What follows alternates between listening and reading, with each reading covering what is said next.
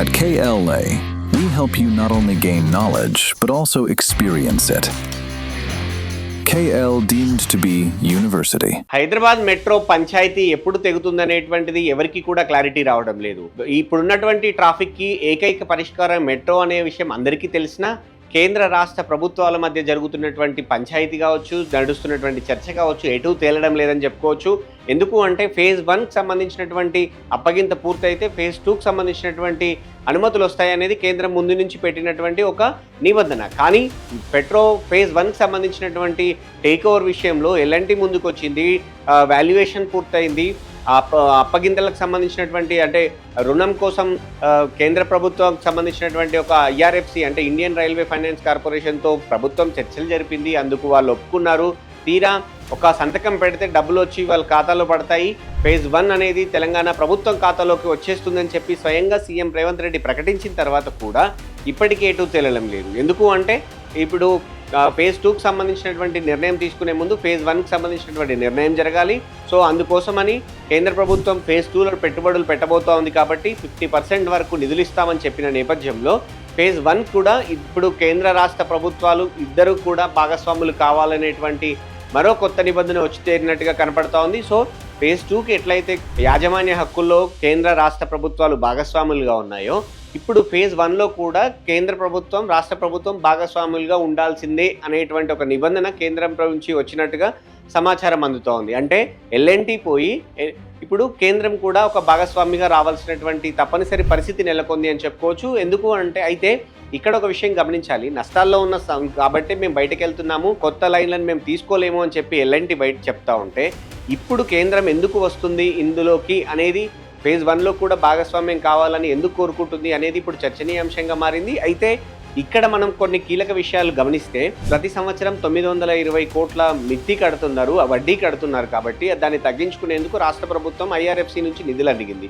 So సగానికి సగం తగ్గుతుంది కాబట్టి అంటే ప్రస్తుతం 10% పైగా ఉన్నటువంటి వడ్డీ శాతం అప్పుడు 4%, 4.5%కి వస్తే వడ్డీ శాతం తగ్గుద్ది. సో ప్రతి సంవత్సరం మెట్రో రైల్ ఫేజ్ 1 అనేది ఇక నష్టాల నుంచి లాభాల్లోకి వస్తుంది అనేది రాష్ట్ర ప్రభుత్వం పక్కాగా చేసుకున్నటువంటి ఆలోచన.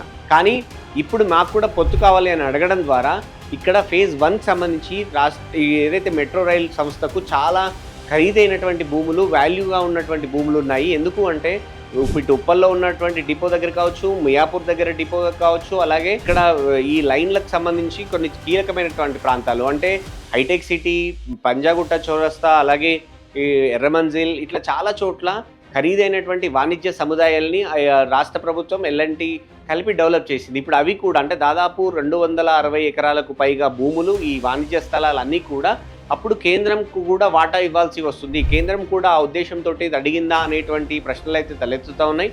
కానీ కేంద్రం నుంచి చెప్తున్నటువంటి వాటా ఎట్లాగైతే రాష్ట్ర ప్రభుత్వం ఎల్ఎన్టీ నుంచి టేక్ ఓవర్ చేయాలనుకున్నప్పటికీ ఫేజ్ 2లో కేంద్ర రాష్ట్ర ప్రభుత్వాలు భాగస్వాములుగా ఉంటాయి కాబట్టి మళ్ళీ సేమ్ సమస్య తలెత్తుతుంది. కాబట్టి ఫేజ్ 1లో రాష్ట్ర ప్రభుత్వం కేంద్ర ప్రభుత్వం వాటా తీసుకోవాలి, కేంద్ర ప్రభుత్వానికి వాటా ఇవ్వాలి.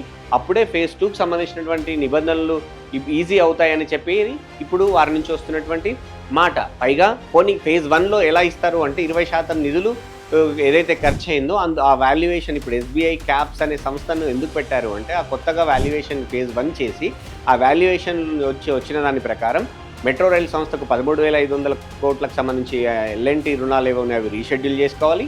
అలాగే మిగతా పనులకు సంబంధించి ఏవైతే నిధులు ఇవ్వాల్సి వస్తుందో కేంద్రం అవి అప్పుడు మెట్రో 1తో పాటు మెట్రో ఫేజ్ 2కి క్యారీ ఫార్వర్డ్ అవుతాయి. సో మెట్రో రైల్ ఫేజ్ 1కి సంబంధించిన దాంట్లో 20% నిధుల్ని కేంద్ర ప్రభుత్వం భరించాల్సి వస్తుంది.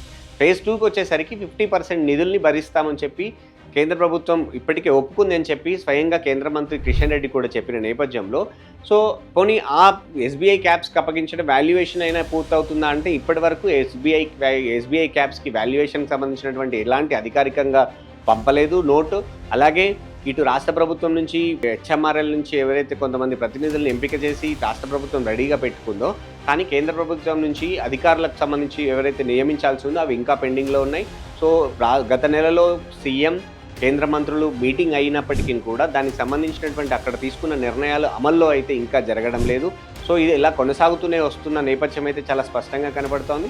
సో ఇప్పటికిప్పుడు మనం ఎందుకు చర్చించుకోవాల్సి వస్తుంది హెచ్ఎంఆర్ఎల్కి సంబంధించి అంటే ఫేజ్ 1లో కూడా కేంద్ర ప్రభుత్వం వాటా తీసుకోబోతుంది. 20% నిధులు ఇస్తుంది. అలాగే ఈ మొత్తం మెట్రో రైల్ ప్రాజెక్టుతో పాటు 260 పైగా ఉన్నటువంటి ఎకరాల భూముల్లో వాణిజ్య సముదాయాల్లో కూడా 20% వాటా ఇటు కేంద్ర ప్రభుత్వానికి కూడా రాష్ట్ర ప్రభుత్వం యాజమాన్య హక్కులు కల్పించాల్సి ఉంటుందని అయితే చాలా స్పష్టంగా కనపడుతుంది.